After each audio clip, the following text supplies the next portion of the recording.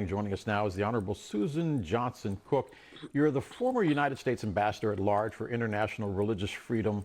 Tell me, what does this mean for you, and what was your reaction when you heard this morning that he had passed away? Well, first of all, my condolences to Mrs. Alma Powell and their family, their children and grandchildren. But the world did lose a great leader, as Secretary Austin said. I met him as a White House fellow in 1993-94, just as he opened his school for global and civic leadership. He spent a lot of time with those of us who were young leaders as coming into the class of 93-94 White House fellows. So one of my colleagues, Rod Von Lipsey, was his White House fellow for that year. So he spoke with our class on many occasions, but we bonded because he was the only other White House fellow. He was a White House fellow previously, and the only other one from the Bronx, New York. So we were Bronxites together, and that was the first time we connected.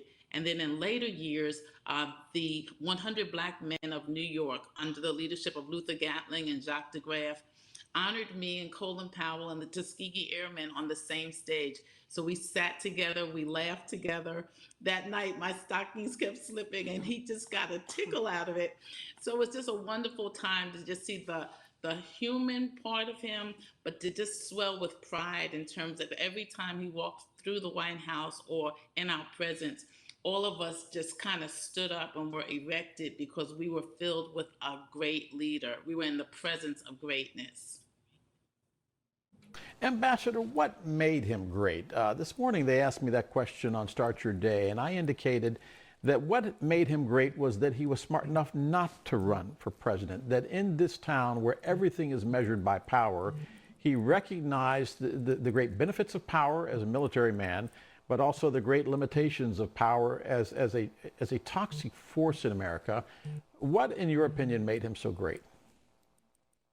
Because he prioritized. He prioritized his family and his well-being.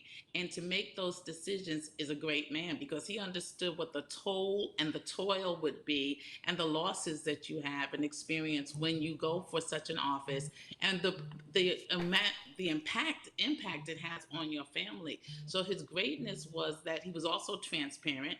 He was like, look, I'm not a West Point grad, but I'm smart. I'm the smartest one in the room when it comes to knowing what I do know. And so he earned his way to the top. He was transparent, and he made wise decisions that prioritized what was really important to him. So that made him great. And I was so glad to be in the presence of greatness, his humanness, but also his leadership, that he did not falter. When he was ready with the Powell effect and the power principles to lead us forth during the Gulf War and otherwise, he made his statement and he stuck to it. That's what made him great. Ambassador Suzan Johnson Cook. Ambassador, thank you very much for being with us. Such a sad occasion, but such important words that you say, by the way. And we want to put this up on the screen as well.